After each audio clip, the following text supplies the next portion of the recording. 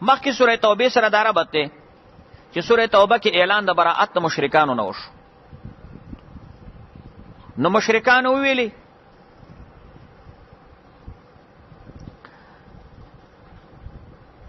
چې منګه خو په حق یو، ځکه چې دا من کم چاته عبادت کوو نو دا خو زمونږ شفعا دي. نو په سورۃ یونس کې د دې شبهه جواب دی او په دې رد دی چې تاسو خو شفعا قهري منئ، شفعا قهري نشته. دیم ربط دا دی چې سورۃ توبه کې رد په فرقو مخالفو د کتاب الله، څوک د الله د کتاب مخالف ته پیرد شو. نو سورۃ یونس کې ترغیب دی اوس کتاب الله ته او زواجر دی مخالفینو د کتاب الله ته. دریم ربط دا دی چې د سورۃ توبه په اخر کې دعوه د توحید ولا اله الا هو، او سورہ یونس کې دلائل عقلیه الثمانیه دی په دې مسله، اته دلائل به ذکر کېږي د توحید د مسلې لپاره.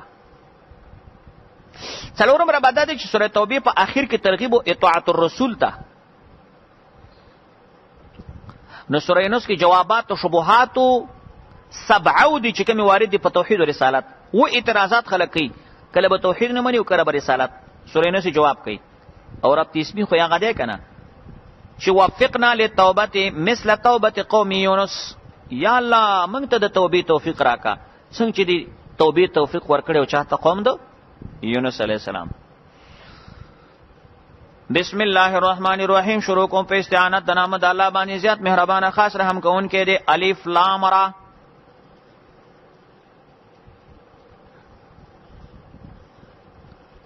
الله اعلم بمراده بذلك، الله په دې مراد باندې خپل پوی دی.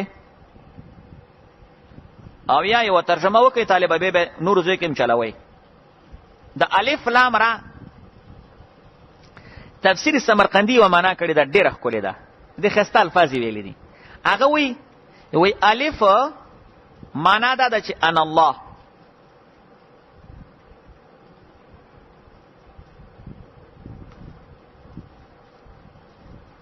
الف معنا دا انا، لام معنا دا الله، او ری معنا دا ارا. الف معنا څه شو؟ انا. لام معنا څه شو؟ الله. ری معنا څه دا؟ ارا. اوس معنا د څه جوړه کا؟ الف لام را معنا دا انا الله ارا من العرش الى الثرى. انا الله ارا من العرش الى الثرى فهل احد يرى مثل ما ارى. خیال فازی ویلی دی خواه زگوری اللہ ایما گورم عرش نا تر لاندی سر تحت سرا پوری هر څه ګورم، آیا نو بل څوک شته دی چې لیدل وکي په شان د دې چې زه لیدل کومه. عجیبه ښایسته ترجمه لیکلې ده.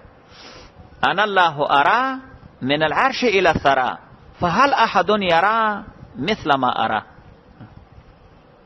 تلك آیات الكتاب الحکیم، دا آیاتونه د کتاب دی الحکیم. حکیم د حکمت ده. الحکیم یو معنا ده چې د حکمت نه ډک دی. دویم الحکیم محکم کتاب دی، منسوخیږي نه. او دی حکیم کی اشاره ده چې په دې صورت کې دلایل عقلیه پراته دي. نو الحکیم یو معنا محکم کتاب دی. دویمه معنا د الحکیم معنا حکمتونو نه ډک دی. دا سمرقندی دا معناګانی کړي. اکان للناس عجبا، آیا شتخل کو د پاره تعجب، په دې خبره تعجب کوي. ان اوحینا الی رجل منهم، چې موږ وحی کړی دا یو سړی ته د دوی نه نارینه سړی دی، د دوی د جنس نه دی، بشر دی. یعنی دا خو د تعجب خبره نه ده چې موږ هغه ته وحی کړی دا. هغه د وحی مقصد څه دی؟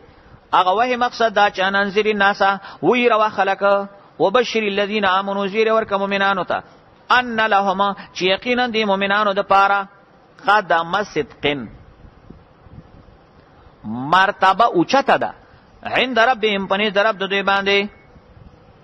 قال الكافرون، ویلی وکافرانو، ان هذا یقینا دا محمد علیہ السلام لساحر جادوگر دی مبین خکارا. الیاذ بالله. ان ربکم الله الذی، دا بیان د وحی دی. مخکې ویلی اوحینا، هغه وحی کې څه پراته و؟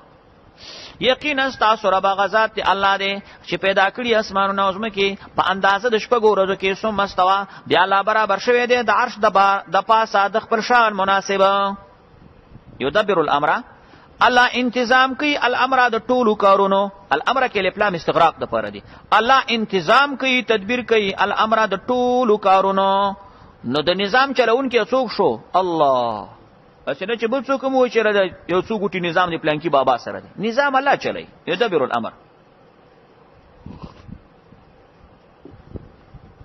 ما من شفیع الا من بعد اذنه نشته څوک سفارش کوونکی مگر پس د اجازه د الله نه ذالکم د دې صفاتونو والا الله ستاسو رب دی بندگی ورته کوي نو تاسو ولې نصیحت نه قبلوي خاص دی الله تاسو ورګرځیدل د ټولو وعده کړی الله پاک رښتونه وعده الله حقا یقینا الله اولم پیدائش کوي او دوباره پیدائش کوي لیجزیه د لیجزیه متعلق دی یعیدو سره دی دوباره دی ولی پیدا کوي طالبہ دې د پاره چې الله بدل ورکړي مؤمنانو ته هغه کسانو ته چې ایمان راوړي عملونه کړي سنت برابر بالقسط په انصاف بالقسط متعلق دی یجزیه سره دی ابدلم په انصاف ته او هغه کسان چې کفر کړي هغه د پاره سکل دي د خټ کېدلو شیدلو بو عذاب دردناک ته په سبب دي چې کفر کوي الله هغه ذات جعل الشمس ضیاء دا شروع شو استاد دا ټول دلایل عقلیه دي ګرځولې دی الله پاک انمار ضیاء انډيري رڼا والا والقمر او سپوږمۍ نورن رڼا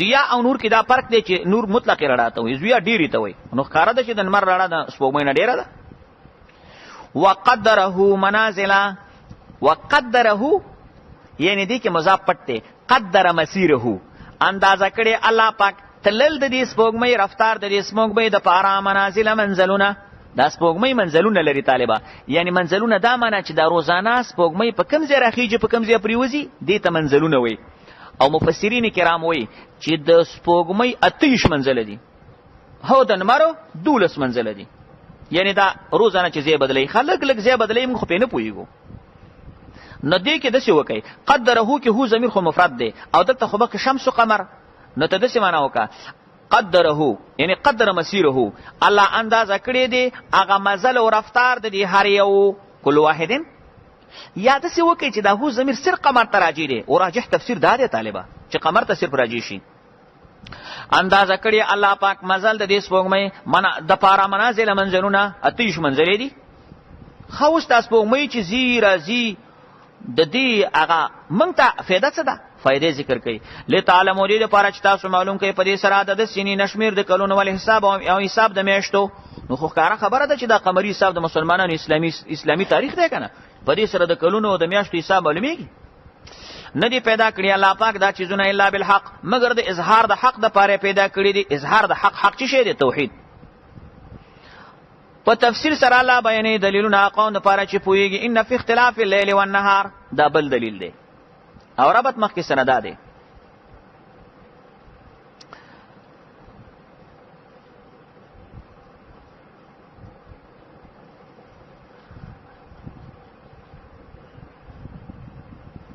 چې ارکل مخکې آیات کې انور سپوږمۍ تیر شو د انور سپوږمۍ سره کتا سو خل کړي چې انور راشي ورځ راشي چې انور لاړ شي نو شپه راشي نو دغه د دلیل د لیلو نهار ذکر کوي وس یقینا په اختلاف د شپې ورځې کې او هغه چې الله تعالی پیدا کړی په اسمانونو زمکو کې دلیلونه دي قوم لپاره دي تقونه چې غویریږي الله ان الذين لا يرجون لقاءنا دا زجر دی په اعمالو سیئو 40 باندې یقینا کسان چې غوی لا يرجون او نه یریږي لقاءنا د ملاقات زمنګنا یوم انا دا لا يرجون دا وکا چې نه یریږي لکه دا معنا فرا بغوی کوي زجاج نه نقل کړی دا و چې قران کې رجا منفی راشي په معنا د خوف سره لا يرجون معنا لا يخافون او ځنی علما معنا کې چې لا يرجون دا معنا لا يعتقدون چې عقیده نه لري او وردو دوی راضی او خوشاله بل حیات دنیا په ژوند دنیوي باندې واطمئنوا بها او خوشاليږي بها په دې ژوند دنیوي باندې دا سې د ژوند دنیا باندې خوشاله تبه چې به جنت کې کنجنی ورسره دي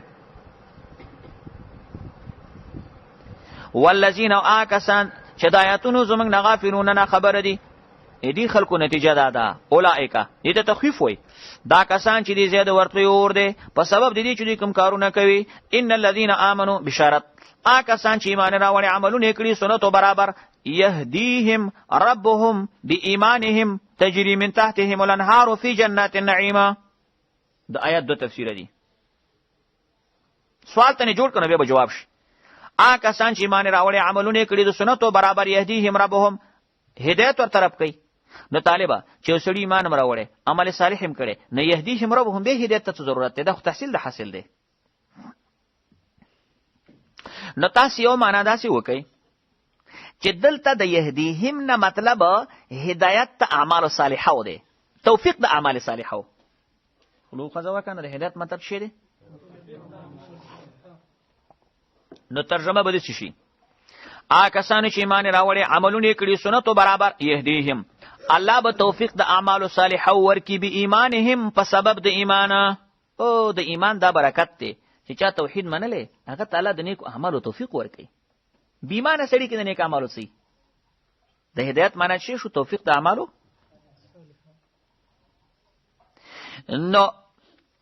نو د تکرار ذکر نه کوي چې ایمان والا سړی هم دې ضرورت دې تلري کنه چې توفیق د اعمالو صالحه ورته ملو شي. او یاد شو کې دویم تفسیری وکي هغه دا چې دلته د يهديهم نه هدایت دنیوي نه دی مراد بلکې هدایت اخروی مراد دی چې هغه لارې د جنت دي. شي طالب جانا لکه دا معنا خازن کړي کسان چې ایمان راوړي دي عمل صالح عملونه سنت برابر کړي دي يهديهم ربهم على الصراط الى الجنه. يهديهم ربهم على الصراط الى الجنه دا معنا خازن کړي مجاهد نه نقل کړي دا الله به دوی روان کی دا ایمان والا خلک دوی به الله روان کی په لارو د جنت.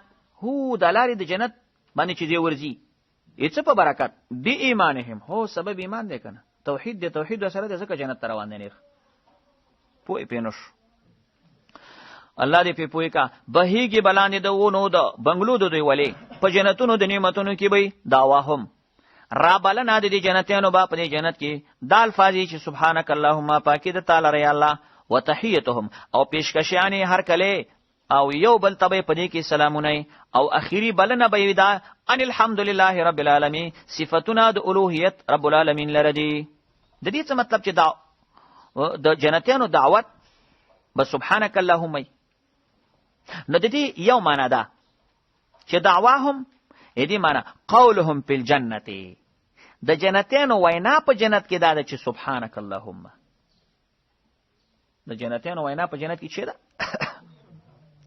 دویمه معنا چا کړي دعواهم دا معنا عبادتهم د جنتیانو عبادت په جنت کې سبحانك اللهم د جنت نور عبادتونه منځونه روجي نشته خو دغه یو عبادت ته خلکو شوق سبحانك اللهم. او دریم تفسیر دا دی دا راجح دی چې دا اصلا کې د جنتیانو د زندګۍ یو جز دی. جنتی چې په جنت کې ناس دی نستا خو به میوه تزړه کیږي ستا به خوراکونو تزړه کیږي نه الته به اوس په مثال په ونه کې میوې دي سیبونه دي کیلې دي امونه دي نو داسې ونه چې ته اوس مثال هغه ته اوس لاندې کېړې وباسي تورې ونه ته خېجم پاسه را شو کوم نه ستا چې په جنت کې هر قسمه سیسته د خوراک سکاک شوق شي صرف یو بټنه به وهي بټنه ده د سبحانك اللهم د سبحانك اللهم د بټنې سره به غشيستا مخ کې حاضرې او چې کله خوراکونه وشي نو بیا به داسې نه چې لکه دسترخوان ټول کوي چې لمچې راوړي لاسونه وینځو نه قصې نشته دی بس اخیری خبره ده چې ان الحمدلله رب العالمین اسبم نه. نو دا کوی کې داسې لنډ تعبیر دی ما خپل تعبیر دی چې د جنتی په جنت کې د خوراک سکاک را بللو بټنه سبحانك اللهم ده ارتبر حاضری او چې خوراک سکاکو کې او به ته هر څه لوخي د ختمیږي نو به هغه بټنه ده چې الحمدلله دغه مسله ده. نو دعوت او بلنه د جنتیانو د میوه د خوراکونو د سکاکونو سبحانك اللهم ده وتحیتهم پیشکشین یو بل ته سلامونه دي او اخیری دعوا او اخیری بلنه د جنتی چې کله اوس اخیری مجلس ختمیږي خوراک سکاک ارڅ مسل ختمیږي ان الحمدلله دا ان چې دی مخفف ته مسقله دی طالبه انه شان دا الحمدلله رب العالمین. ولا يعجل الله للناس شر استعجالهم بالخير دا آیت کریمه ربط مخ کې سره داده چې وګورئ مخکې ذکر د جنت وشولو او د جهنم وشو او زجر دی هغه چاته چې رب نه شر غواړي خیر نه غواړي د رب نه شر غواړي خیر نه غواړي او دا رښتیا د کافرانو حالو کنه کافرانو به همیشه پیغمبرانو ته دمکې ورکولې، فاتنا بما تعدنا، راوله کنه عذاب. هلکه شر غواړي، خیر ولې نه غواړي؟ نو الله وایي دا خلک زمانه شر غواړي، لکه څنګه چې خیر که چیرې زه د دو د مطالبې مطابق شر ورولېږم نو بیا خو به د نیټه پوره وي. نو اکثره خلک دا خیرې کوي ځان دپاره. ولو یعجل الله للناس، او که چېرته تادي وکړي الله تعالی خلکو ته الشر د شر یعنې عذاب تکلیف. استعجاله، دا استعجاله منصوب دی په نزد د خافظ، که استعجالهم بالخیر، لکه دا جلتی د خلکو تادي د خلکو چې د خیر باره کې ده، لکه څنګه چې د خیر په تادي سره غواړي دقسې که الله پاک د خلکو ته د شر تادي وکړي لقضی الیهم اجلهم، خامخا پوره به کړي شي د دوی نیټه. هو نو بیا خو به د نیټه پوره شي. ته یې ربه ما هلاک کړې، ربه دې هلاک کړي، ختم شوي. ربه زما دا زوی مړ کړي، زوی به دې مړ شي، ختم. ربه په ما عذاب راول، عذاب به راشي، ختم. خو رب داسې نه کوي طالبه، بلکې رب څه کوي؟ ټیم در کوي.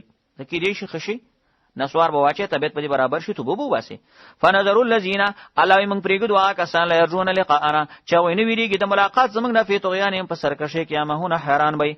و اذا مس الانسان الضر، دام زجر دی مشرک انسان ته. مشرک انسان هغه څوک دی چې تکلیف وخت کې رب ته چغې وهي، خو چې کله ته نه تکلیف لري کې نو بیا به وایي چې بس تا خو د پلانکي استانه او بابا او واز مې کړی و که نه، ودې لید هغه زیارت پوره مې هلته جنډه مور وړې وه. دا چې شی کې د ګنده خبرې مه کوه، الله ښه کړې و، الله پاک مریض کړی وی. کله چې ورسېږي انسان ته الله پاک، کله چې ورسېږي انسان ته، الانسان کې الف لام مهدي مشرک انسان مراد دی. الضر څه تکلیف، نو تکلیفونه عام دي طالبه، مریض شي، غریب شي، فقیر شي، هر څه بلا چې پرې راولېده نو الله وی دعانا، بیا موږ ته اوازونه کوي لجنبه پاړخ پروتي، او قاعدن یا په ناسته، او قایمن یا په ولاړې. دا درې حالته د انسان دي که نه؟ بس لاسونه پورته کړي، یا الله ته مې ښه که، بس دا ملا مې ته خوږېږي، دا خېټه مې خوږېږي، دا سر مې خوږېږي، دا سترګې، به دا چغې به وهي. خو ګوري ترتیب یې څنګه ذکر کړي الله پاک، اول جمع ذکر کړي، بیا قاعد او بیا قایم. دا ځکه چې سړی مریض وي که نه اول پروتي، هلکه سړی چې مریض اول څنګه پروتي، چې لږ راښه شي نو بیا کښېني، او چې بیا غینم لږ ښه شي نو بیا ودرېږي. دا ترتیب سره الله ذکر کړي. موږ ته الله وایي اوازونه کوي، یا په اړخ باندې پروت یو کله ناست یو کله ودرېږي. فلما کشفنا عنه، کله چې موږ لرې کړو د ده نه ضره، تکلیف د ده، تکلیف لرې کړو.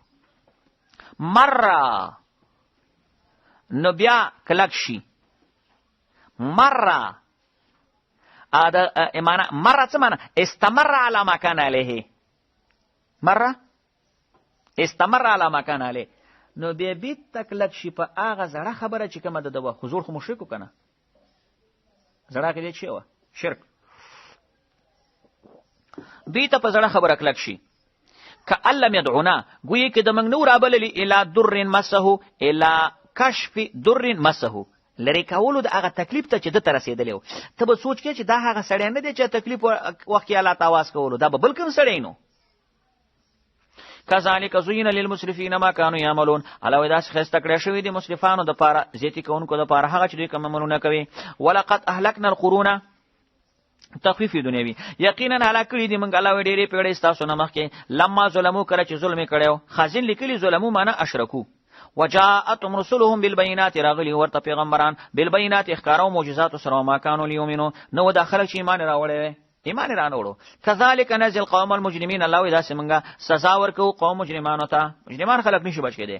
ثم جعلناکم خلائف، بیا مې ګرځولي الله وایي تاسې خلایف، اوسېدونکي په دې ځمکه کې، من بعدهم، وروسته د مخکینیو مجرمانو نه، لننظره، الله وایي اوس موږ ګورو، امتحان اخلو، کیف تعملونه، چې تاسو څنګه عمل کوئ. ودرېږه پلار نیکه خو دې لاړو چې ته څه چل کې. واذا تتلى عليهم آیاتنا بینات، او کله به چې لوستل کېدل په دې خلکو باندې آیاتونه زمونږه بینات، صفا صفا. طالبه دې بینات معنا مې صفا صفا وکړه، او تفسیر ابو سعود څه معنا کړې ده، هغه دا معنا کړي کله به چې لوستل کېدل په دې خلکو باندې آیاتونه زمونږه بیناتن الدالة على حقیقة التوحید و بطلان الشرک. دا مفسر ابو سعود ترجمه کړې ده، تفسیر ابو سعود ولا ترجمه دې ذکر. بینات څه معنا؟ بینات دا معنا الدالة على حقیقة التوحید و بطلان الشرک. هغه آیتونه چې هغه به صفا و په حقیقت د توحید او په بطلان د شرک کې. داسې آیتونه چې هغې کې صفا توحید معلومېده او شرک ردو، چې دا آیتونه به کله مشرکانو ته ولوستل شو، نو قال الذین، ویلی با کسانو لا يرجونا چې هغوی نو ویریدل د ملاقات زمنګ نه هغوی به نبی ته یو اپیل وکي یو درخواست به وکي نبی ته به څه ویلي نبی ته به داسې ویلي و ایتی بقرآن غیر هذا راوړه موږ ته یو قرآن غیر د دینه او بدله یې لږ بدل کا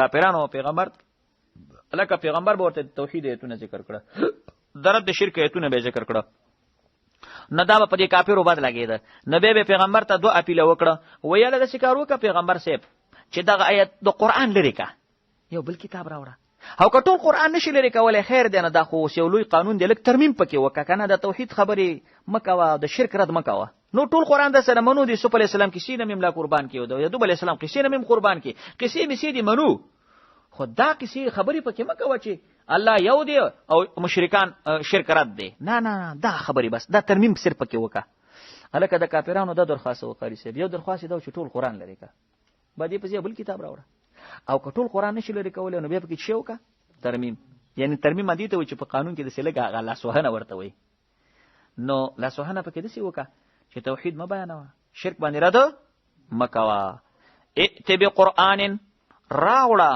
یو قرآن غیر هازا غیر د دغه نه دی هازا ته د خیال دی طالبه دا هازا اسم اشاره ده د دې کافرانو په دې کې څه اشاره وه موږ ته یو قرآن راوړه غیر هازا نه دلته دغه عبارت ابو سعود واوره هغه داسې لیکلي دي غیر هازا دا معنا غیر هازا ای ما نکره من ذم آلهتنا ومعایبها والوعید علی عبادتها دا قرآن لري کا غیر د دینه ای طالب جانا غیر د دینه د دینه غیر کم یو من ذم آلهتنا دې کې خو زمونږ د الهو بدی بیان ده و معایبها عیبونه بیان دي او وعید تخویب ته دغه په عبادت نو د دینه غیر یو بل کتاب پیش کا دی قرآن کې ویلي دي چې څوک شرک کوي کنه جهنم زید ان الله لا یغفر ایشرک به یا په دې کتاب دی قرآن کې خو زمونږ د بوتانو بدی بیان شوی بس دا کتاب لري که چې دی کې زمونږ د بوتانو بدی نه په عبادت باندې تخویف نه او کټول قرآن نشي بدلولی او بدله به خیر دی داسې لږ څه تبدیلی پکې راوله تفسیری مدارک لیکلي دي چې تسقط ذکر آلهتنا و ذمهم دا زمونږ د معبودانو بدی چې دغه ټکي پکې مه وایه داسې مه وایه چې غیر الله څه نشي کولی داسې مه وایه چې بوتان څه نشي کولی دا وایه چې بس دوی سره هم داسې لږ لږ څه لږ ډیګري مګري ورسره شته دی نور کارونه به الله کوي غټ غټ خو واړه کارونه دوی کوي قل اوس رسول الله تعالی جوابونه خېخو په څلورو طریقو په څو طریقو اوله طریقه جواب دادا ورته وایه چې ما یکون لی نشته زما په اختیار کې نو بدله چې زه بدل کم دا قرآن من تلقاء نفسي د خپل ځان د خوانه بدلولی نشم یعنی څه معنی ترمیم پکې نشم کولی څه نشم کولی ترمیم اوس هغه اوله خبره خو پاتې شوه چې ټول کتاب بدل کا نو ګوره چې څوک په یو قانون کې ترمیم نشي راوستلی نو ټول قانون به څه بدل کړي خو په طریقه ولا نشي کولی دا معنا ده یعنی ترمیم نشم کولی ټول قانون بدلول اخو لا بیخي غیر ممکن دي ان اتبع زه تابعداري نه کوم مګر چې وحی کېدلی شي ماته انی اخافو دا دویمه طریقه د جواب ده قانون بدل کما دا قرآن بدل کما ترمیم پکې وکما دا خو ډېره ستره نافرماني ده انی اخاف ان عصیت ربي یقینا زه ویریږم چې نافرماني د رب وکم د عذاب د ورځې لویې نه دریم جواب تاسو وایئ دا قرآن نه منو نو ای خلکو که الله غوښتی وی نو ما به نه لوستی او که الله غوښتی وی دا کتاب خبر به نه درکولی دا خو د رب خوښه ده نو چې د رب خوښه ده نو اوس پکې زما به څه خوښوي چې زه نه منم د رب به یو شی خوښ او زما به خوښ نه دا دریمه طریقه جواب ده ورته وایه که چیرې الله پاک غوښتی وی ما تلوته ما به نه لوستلی دا کتاب نه وي بیانولی په تاسو باندې ولا ادراکم او نه به الله خبر درکړی وي به دې کتاب نه به ما لوستی او نه به الله خبر درکړی وی نو څه معلومیږي چې دا قرآن چې زی بیانوم د چا په مشیت او په خوښه دی د الله اوس تاسو وایئ زموږ خوښه نه ده نو عجیبه مسله ده یو طرفه خوښه د الله ده او بل طرفه خوښه ده تاسو ده نو ستاسو خوښه خو نشو منلی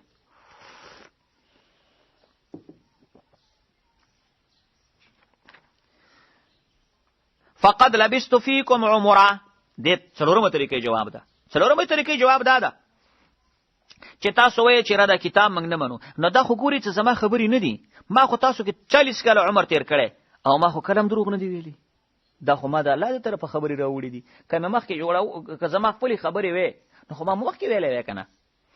ورته ووایه یقینا زه ایثار شوی یم په تاسو کې عمرن ډېر عمر من قبله، مخکې د دې کتاب د قرآن د نازلېدو نه مخکې خو ما تاسو کې ډېر عمر تېر کړی.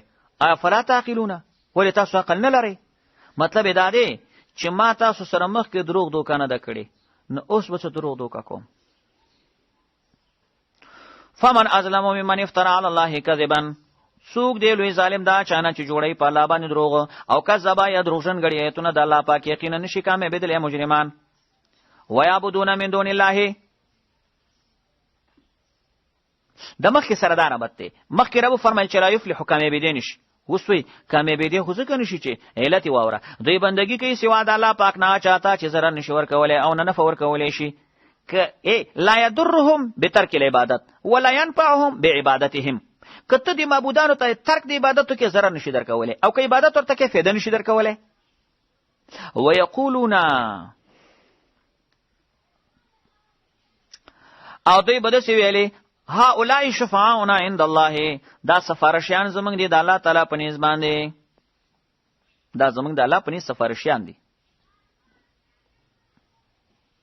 قلت ورته وی اتنبئون الله، ایا تاسو خبر ورکوي الله پاک ته بما پاغه څه باندې لا یعلم، چې الله یې نه پیژني اسمان او نه په ځمکه کې، چې الله یې نه پیژني خو وجود نشته. د الله نفي د علم د الله پاک کنایه د چی نه ده، عدم وجود نه ده، د ستاسو شفاعه وجود نه لري. سبحانه، پاکی د الله پاک د پاره د وتعالى عما یشرکون، او الله پاک اوچت دی د هغې نه چې دوی شریکان ورسره جوړوي.